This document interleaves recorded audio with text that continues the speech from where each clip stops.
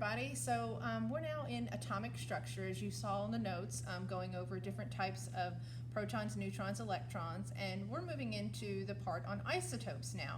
So we're going to do a lab on pomponium, a fictitious element, okay? Meaning it's not a real element, but we're just calling it pomponium because we are going to use a bag of pom-poms that you can get at Walmart. So here's my sample that I picked up. And so what the first step in the lab, it says do not dispose of your sample of pomponium atoms. You will separate out all of your atoms by isotope size. So I'm going to dump these on the table here. And as you can see, I have several different sizes here. So here's one size, here's another size, okay, and then here's an even smaller size. So now I'm going to separate out my atoms into the three sizes. Now I'm going to count all of the atoms of each isotope and record the number in your data table. Here's your data table that was sent with the lab. So this is what you're going to use. Anytime we reference data table, you're going to put all of your information in this data table. Okay, so the first thing is I'm going to look at my items. So here's my large. So if you look at your data table, you have them separated out into small, medium, and large. This is large, this is medium, and this is small. So the next step is to count, okay, the number of atoms I have of each one and record the numbers in your data table.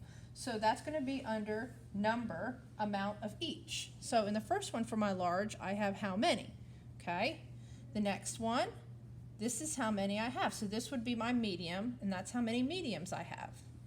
And then this one would be my small, and that's how many smalls I have. So go ahead and record the number of each size in your data table, okay?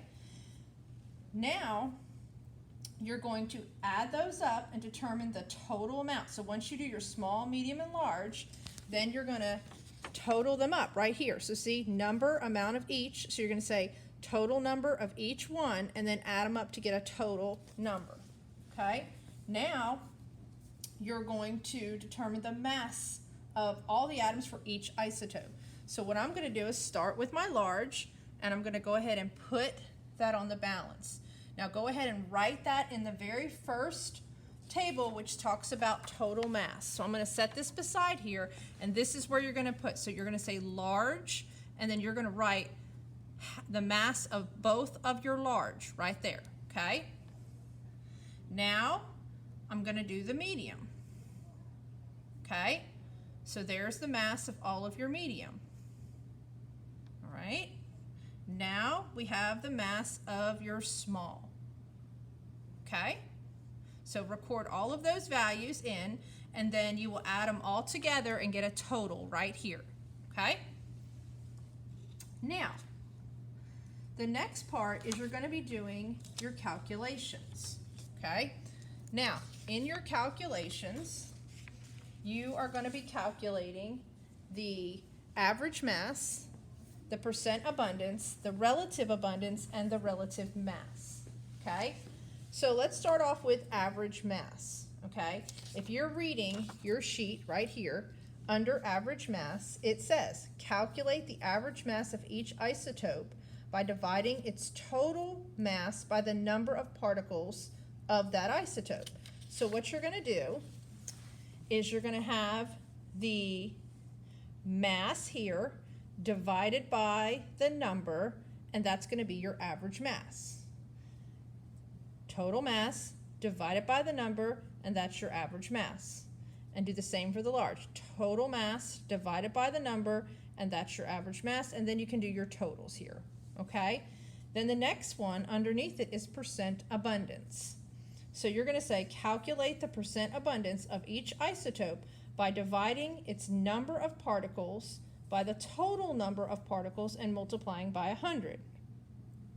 Okay, so once again, calculate the percent abundance of each isotope by dividing its number of particles by the total number of particles and multiplying by 100. So you're going to take this and you're going to take the total from here, okay? So I'll take, you know, if I had 3 here and I had a total of 10, I'm going to say 3 divided by 10 is going to give me the percent abundance after I multiply by 100, okay? Then once you get the percent abundance for each one by taking how many you have divided by the total times by 100, you should end up with 100% here, okay? Now the relative abundance, okay,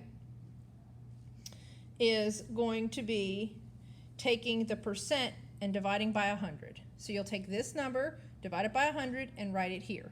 This number, divide it by 100, and write it here. This number, divided by 100, and write it here. And when you add them all together, it should add up to 1, okay? Now the last step, okay, is the relative mass. You calculate the relative mass of each isotope by multiplying its relative abundance by its average mass.